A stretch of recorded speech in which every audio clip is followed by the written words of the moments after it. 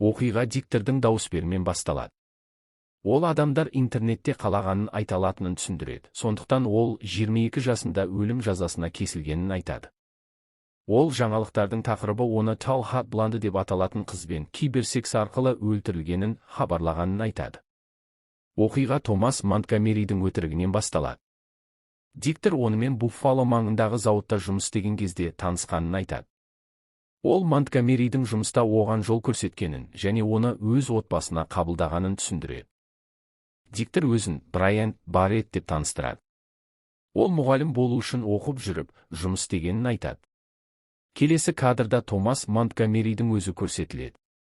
Ол өзінің мансабын өзгерткісі келгенін, бірақ екі кішкентай қызы болғандықтан қаржылық қиындықтарға байланысты жаңадан бастау қиын болғанын айтады. Сондықтан зауытта қалып қойғанын түсіндіреді. Біз Монтгомеридің жас кезінде теңіз жаяу әскерінде қызмет еткенін, және сол кездерді еске алып отыруды ұнататынын білеміз. Бірақ Брайан диктор ретінде Монтгомеридің әскери қызметінде ешқандай медаль алмағанын және ішімдік мәселесіне байланысты әскерден кетуге мәжбүр болғанын айтады. Содан кейін ол тез арада отбасы адамына айналады. Нью-Йорк штатының жоғарғы бөлігінде үйі, 2 қызы болады. Осы кезде көршісі Монтгомериді ең мейірімді көршілердің бірі деп ойлағанын және болған оқиғаға таң қалғанын айтады. Бұрынғы прокурор Монтгомеридің жақсы әке және жақсы күйеу болып көрінгенін, осының бәрі шыққанға дейін лайықты адам болғанын айтады. Олар білмегені Монтгомеридің 17 жылдық некесі дағдарыста болғаны және ол импотент болып қалғаны еді. Монтгомери өміріне риза болмағандықтан басқа нәрсе іздей бастайды. Бұл онлайн ойындардан басталып, ақырында жас өспірім қызға келеді. Ол Mariner Snapper деген атпен ойын чат бөлмесіне тіркеледі, онда әртүрлі адамдармен сөйлесуге болады. Монтгомери бұл адамдармен ешқашан бетпе-бет кездеспейтінін, сондықтан олармен сөйлесу оған жұбаныш беретінін айтады. Бір күні ойында Tall Hot Blonde деген атпен тіркелген қыз оған жақындайды. Ол оны балалар ойын бөлмесінде отырған үшін сынап, Монтгомери істің операциялар туралы естігендіктен оған өтірік айтып, өзін 18 жаста деп көрсетеді. Тіпті алғашқы күні ол порнографиялық емес, бірақ өте провокациялық суреттер жібереді. Ол одан өзін сипаттауды сұрайды, сонда ол өзін 6 фут бойлы, бұлшық етті деп сипаттайды. Монтгомери Джесси Tall Hot Blonde'дың артындағы нағыз адам, оған орта жастағы еркек ретінде көрінсе, ешқашан хат жазбайтынын түсінеді.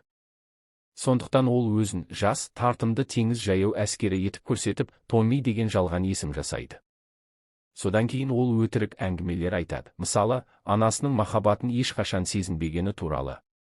Бұл Джессиді де ашық болуға ынталандырады. Джесси Томмидің қалай көрінетінін көргісі келгенде, Монтгомери оған өзінің 30 жыл бұрынғы суреттерін жібереді. Ол оған сенеді. Диктор Джессидің Батыс Вирджиниядағы шағын қаласынан екенін, қарапайым отбасында тұратынын, жақында мектепті бітіріп, болашағына сенімсіз екенін айтады. Сондықтан Томми оның қаланы тастап кету билеті болуы мүмкін еді. Ол оған өзінің үйде түсірген бейнелерін жібере бастайды, және ақырында Томми деп ойлаған адаммен виртуалды түрде жыныстық қатынасқа түседі. Ол оған есімдері жазылған романтикалық алқалар, іш киімдерін жібереді, және чатта жақын әңгімелер жүргізеді. Монтгомери Джессимен нақты өмірде кездесе алмайтындықтан жалған әңгімелер айтады. Мысалы, Томмидің әскери дайындықты аяқтап, Американы қорғау үшін Иракқа кеткені туралы. Монтгомери тіпті Томмидің әкесінен болып, Ирактағы қауіпті миссияда жүрген ол үшін Джессимен көп рет сөйлеседі. Монтгомери бұлай жалғастыра алмайтынын түсінгенін, қарым-қатынасты тоқтатуға тырысқанын, бірақ тоқтай алмағанын айтады, өйткені бұл оған тәуелділік сияқты болған.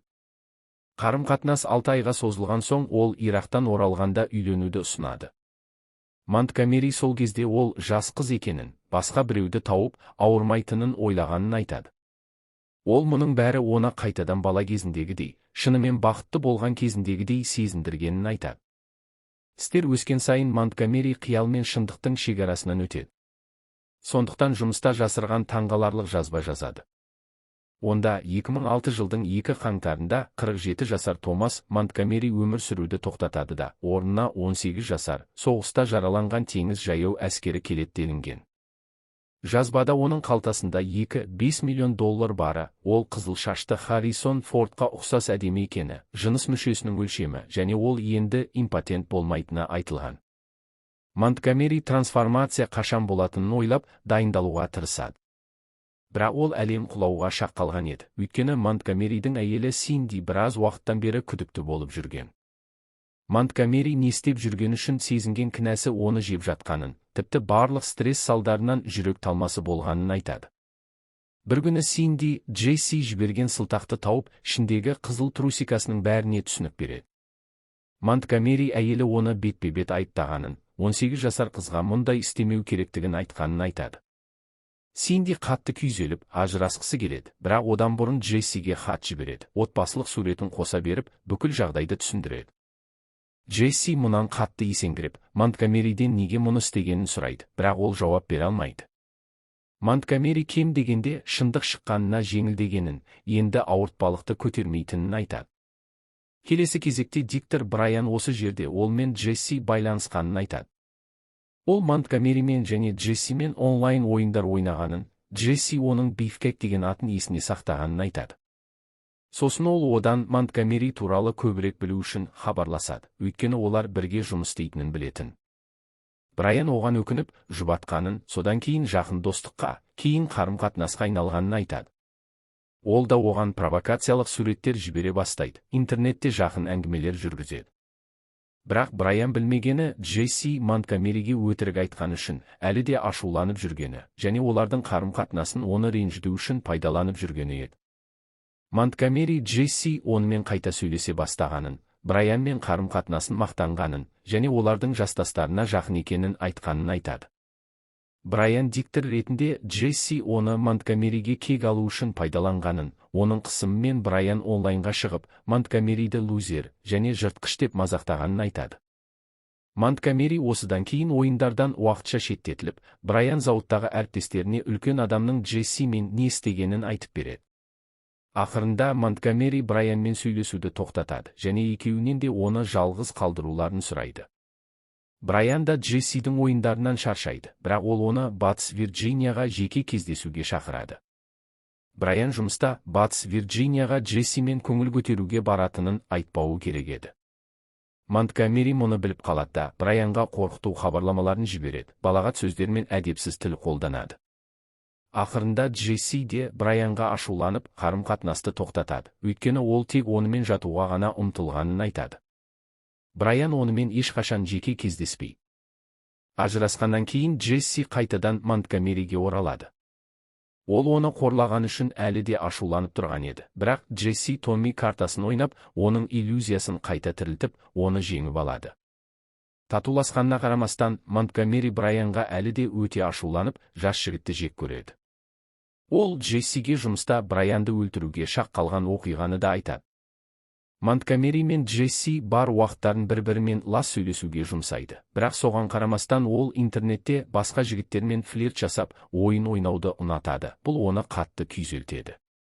Монтгомери бір күні егер ол оны жалғыз қалдырмаса, физикалық түрде зиян келтіретінін, тіпті оның анасына да зиян келтіретінін айтқанын айтады.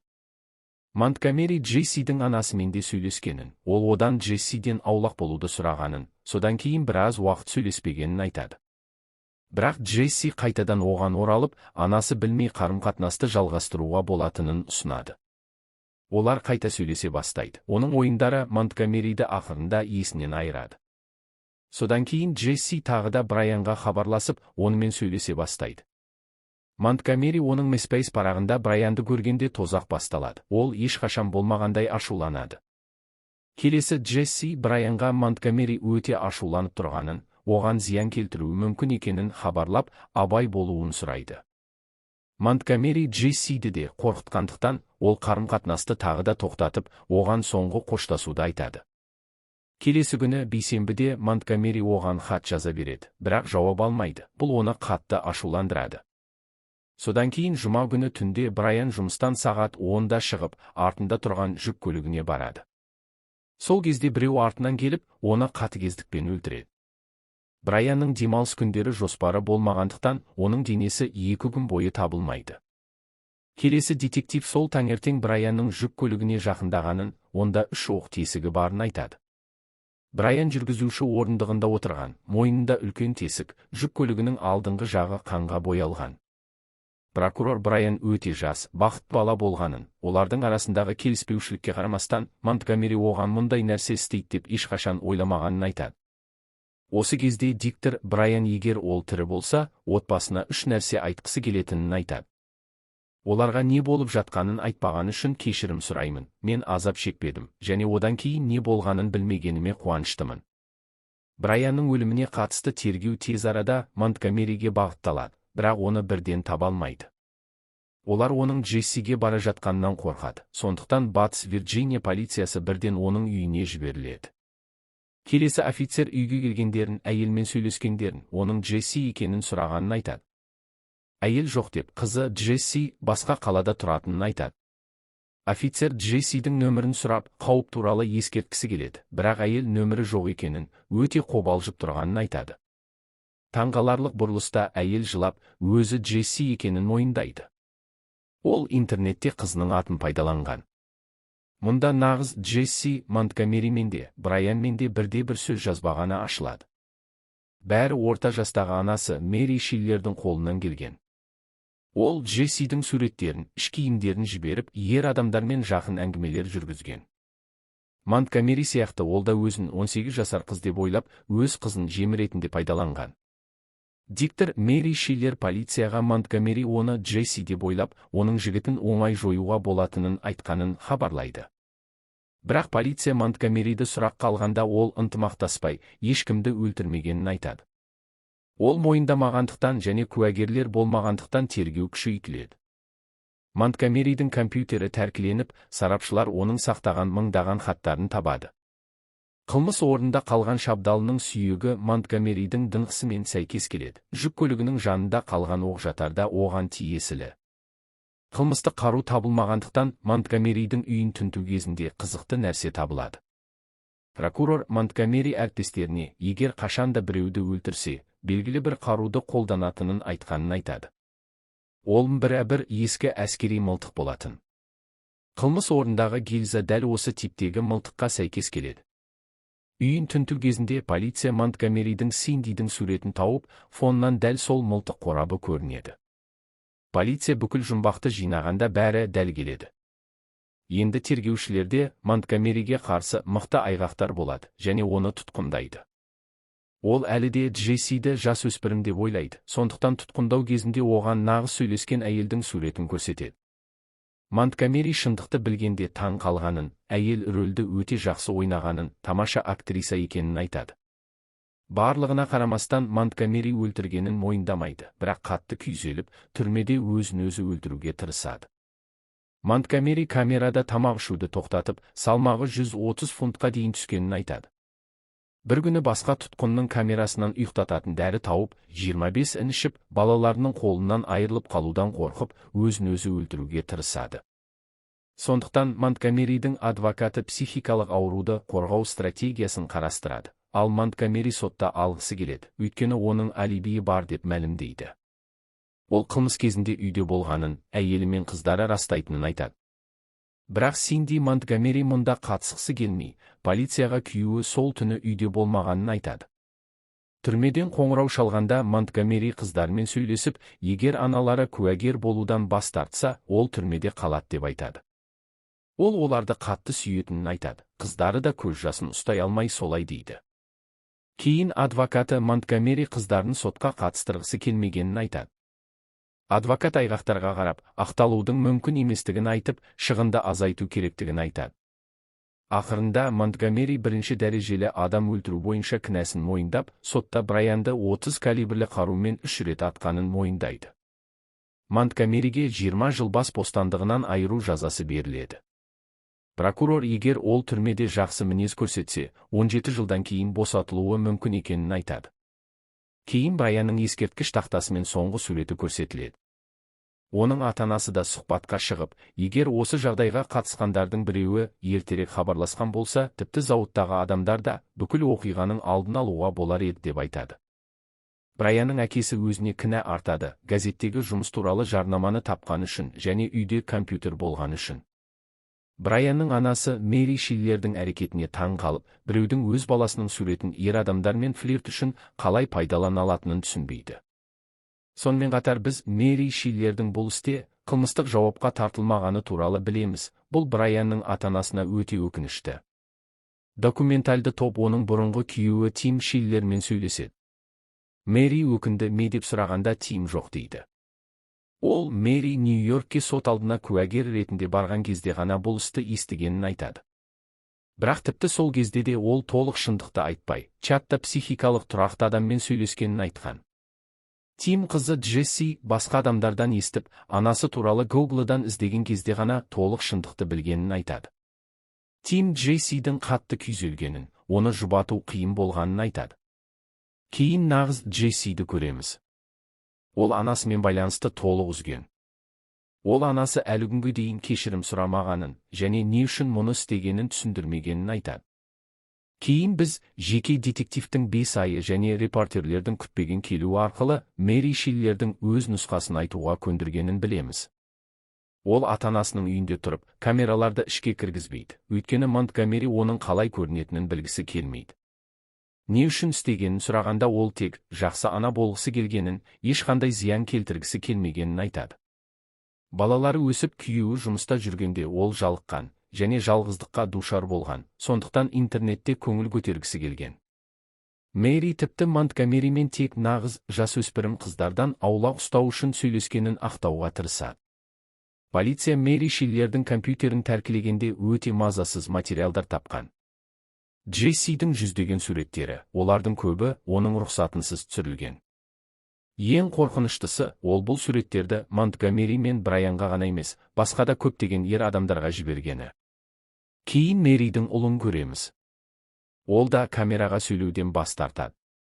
Ол анасы болған оқиға туралы айтпайтынын, бірақ қазірде компьютерде көп уақыт өткізетінін байқағанын, бұл оны алаңдататынын айтады. Сосын біз Монтгомериге қайта ораламыз. Ол Мэриде қасында отыруы керек, өйткені ол да оқиғаға бірдей кінәлі деп айтады. Ол онымен сөйлескісі келетінін, не үшін өз қызын солай пайдаланғанын түсінгісі келетінін айтады. Ол көрермендерге өзі сияқты болмауды, егер бір нәрсе мазалап жатса, отбасымен сөйлесуді, онлайн бейтаныс адамдармен сөйлеспеуді кеңес береді. Кейін Томастың шешімін шағымданғанын, кінәсін мойындауға мәжбүр болғанын айтады. Брайанның отбасы интернетте жауапкершілік туралы жаңа заңдар шығаруды үміттенеді. Тим Шиллер қайтадан кездесе бастаған Джесси анасыз өмірін қайта құрып жатыр. Документальды фильм Мэри Шиллердің алғашқы жария суреттерімен аяқталады. Ол интернеттің қауіптері туралы кітап жазғысы келетінін айтады.